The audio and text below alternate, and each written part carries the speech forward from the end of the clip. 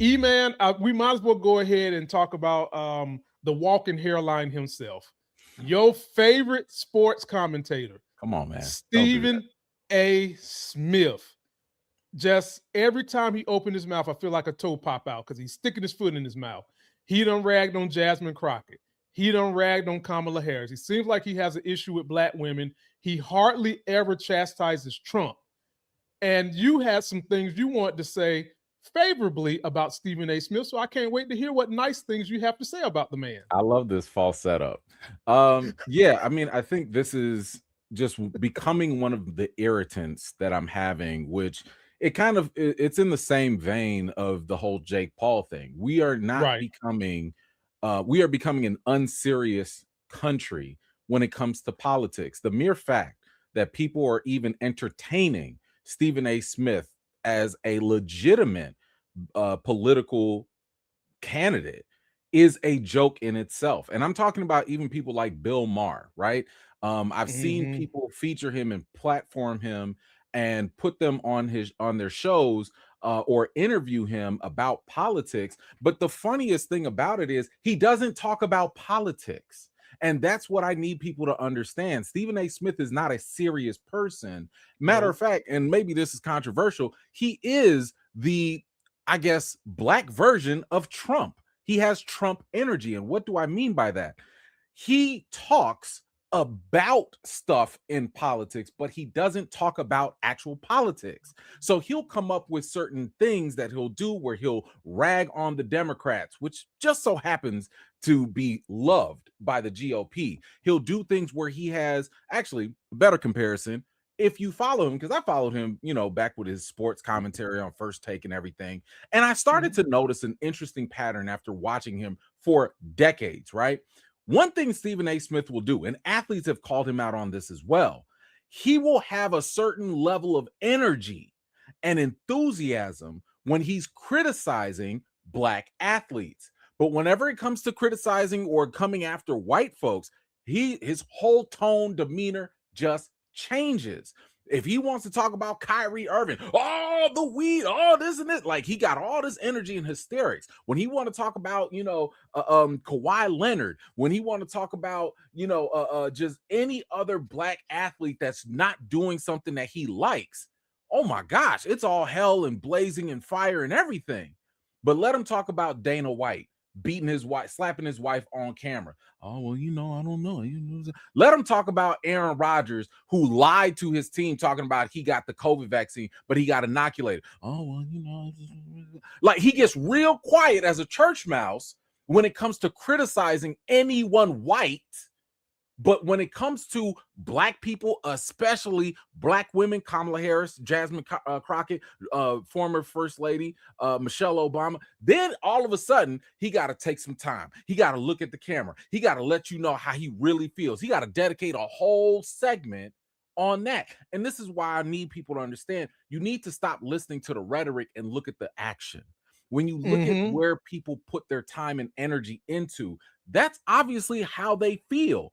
I don't care if he sits here and says, oh, but I actually vote for Kamala Harris. Oh, actually, I'm a Democrat. Yeah, but your actions say otherwise. The fact that you like to play footsie with people on the Mm-hmm. right, the fact that you like to show up and show out when it comes to your brand new friends, Sean Hannity and all these people on Fox News, it makes me question things, especially when you talk about what is your proximity. Because I'm sorry to say it, as pro-black as I'm sure he believes that he is, he has too many counteractions that make me think otherwise. Your proximity to whiteness seems to show itself more that you have an affinity for that and you have an affinity for the right, that I can't believe your words when you say you're a Democrat or that you're a centrist. I'm sorry, I can't believe that. And here's the last thing I'll say. When people talk about Stephen A. Smith, or anybody for that matter, but specifically him, notice the running theme, and I just want people to pay attention. What does Stephen A. Smith stand for if he were to run for any president? Do you know? Have you heard Great. any policies that I'm he's gonna tell you ever what. talked about? Look, I'm gonna tell you what he stands for. He Mhm. stands for the same thing that this current president is doing: grifting. Stephen A. Smith is Exactly. a grifter. He's a Exactly. And grifter. That's my point, right? The point is, this man doesn't even know. You don't even know what he stands for. If I were to ask you, what does Bernie Sanders stand for? Oh, well, he doesn't like the billionaires. He wants to tax the rich. He wants universal health care. You know Mhm. what he stands for as a politician. I don't know what Right. Stephen A. Smith stands for. All I know is rhetoric. All I know is that he will go after and attack and say the things that white, conservative, far right wing people want to say, but they can't say without being labeled racist. And whether he wants to acknowledge it or not, he plays that token role for them, whether it's willingly or unwillingly, whether he's acknowledging it or not. It doesn't matter, because anytime you start seeing them sit here and cheer you on, but you see your own people sit here and tell you, like, hey man, you cooning, hey man, you messing up, that in itself should tell you everything you need to know. Okay. When I see far right wing MAGA people sit here and say, you know what? I think I'd actually vote for Stephen A. Smith. Why is that? Why is that? Like, you have to kind of understand where the mindset is in today's world, that people are so tribalistic that they would listen to what he says, that is devoid of any policies. By the way, you don't know what he stands on healthcare. You don't know where he stands on any other type of on taxes. Is he just signed a nice fat contract with ESPN? Is he for decreasing the wage gap between No, the far right rich no, and the poor? Like, you don't know none of that, no. but you love to hear him criticize black people and black politicians. You love to hear him criticize Democrats. But again, where's that energy when it comes to anybody else? Even if you say you're a centrist, where's that energy for the right? Yeah, if you ask him, hey, do you support Donald Trump? He'll tell you, oh no, Donald Trump is bad. Oh yeah, he's wrong. That's cool. Okay, that's great. But how come you don't have that same energy? Why aren't you dedicating full live segments on deconstructing that? If you're a real centrist, and I have no problem with centrists, that's their entitled right to believe what they want to believe. But don't lie to me, when peeing on my leg and saying it's raining. Don't do that. You got too much time on your hands to criticize Democrats only. But then when somebody talks about the Republicans, you be like, oh yeah, but we already know. We don't have to talk about that. Like, what are you doing? So yeah, he's a fraud. He's a grifter. I don't like it. And he does the same thing when he talks about sports. He's been called out on it multiple times. And I think the last telling sign you can tell is whenever you try to check his black card and he gets extremely mad. I'll never Mhm. forget how T.O., called him out with Colin Kaepernick. And he was like, hey, man, Mike sound a little bit, or Max Kellerman sound a little more black than you do. And he got mad. He got Yeah, mad, yeah, and I yeah. was so upset that there wasn't another black person on that show to educate him and inform him why T.O. even said that. Because if you remember from the argument, I'm sorry, we're going off a side tangent with this. You He good. was advocating for the side of the NFL that wanted Kaepernick to literally give up all of his rights as a Mhm. player and as an individual just to go play.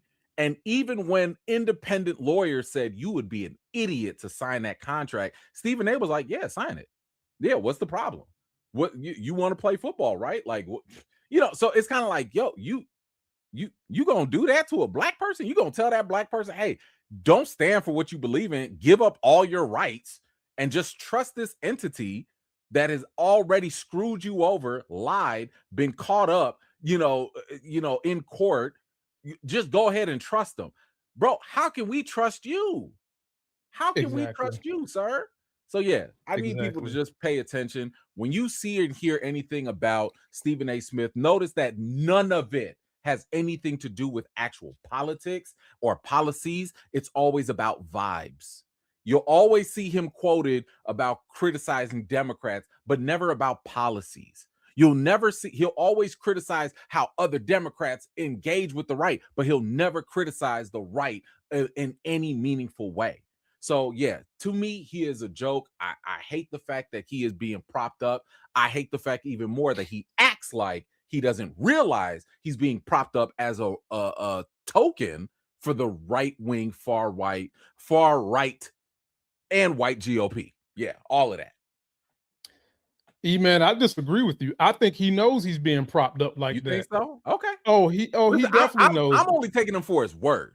I'm only saying that Mhm. he acts like he doesn't know it, because if you ask him and say that, he'd be like, man, I'm pro-black, man. I gave to the HBCUs, and I help more black people than everybody. And he'll say all of that jive.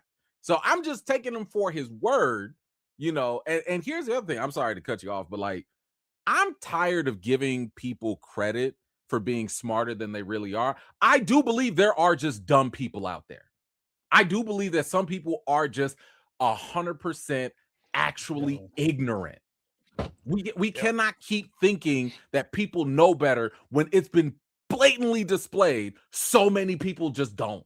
So many people vote against their own interests. So many people coddle to white supremacy just because, I don't know, it makes them feel better. I can't keep giving people credit that they're smarter than they really are. I don't know. Well, man, you hit so many points. I'm just gonna hit two of them that you mentioned. Yeah. So I'll go with what you just said about you can't give people credit for their intelligence or lack thereof. Well, in that same vein, you mentioned that you okay with centrists. Fuck that. I'm not. Not I feel in you. this day and age. I feel you. Not in Oh, this. yeah. Not in Yeah. this moment. This day and age. If you was a centrist back in George Bush, sure. Ronald Reagan, sure. But in this moment, this day and age, where crime is on full display with the White House every day, we have pedophiles and podcasters running the sacred White House that slaves built. We have criminals and pedophiles covering up a crime right now as we speak, running lawless. But yet y'all always tell us, obey the law. That cop didn't do nothing wrong to you. You're exaggerating. And y'all are sitting here seeing all the hypocrisy that we've been fed, spoon fed like babies who got a temperature for years. So I cannot give nobody no grace for being a fucking centrist in this moment. You either for democracy or you're not. Period. And with Stephen A. Smith, he loves to grift back and forth. He loves to, as you said, you have to watch people's actions outside of, I say watch his actions outside of his career. Because he oftentimes cakes up for white America all the time. He does it in little subtle ways. And I'm gonna tell you the ways he does it. In 5th grade, I learned that as a black man, if I use big words, I get the attention of white people. In 5th grade, I gave a speech where I was using words so big I didn't know what they meant, and damn sure ain't know how to spell them. But let me tell you something. All the white teachers that was in that classroom sat up in the chair. All the white students sat up in the chair. I got a standing ovation for using like 6 words. I had no idea what they were. Stephen A. Smith realizes that, and he placates the hell out of it. Indubitably. Another thing he does, yeah, that was one of his words. Another thing that he does is whenever they start talking about money, this is another kind of rub the back of rich white men. He talks about how great of a capitalist he is. He's a capitalist. He's not going to apologize for being a capitalist. Like, he's so fucking tough. No, bro, stop it. You're capping for the white dudes.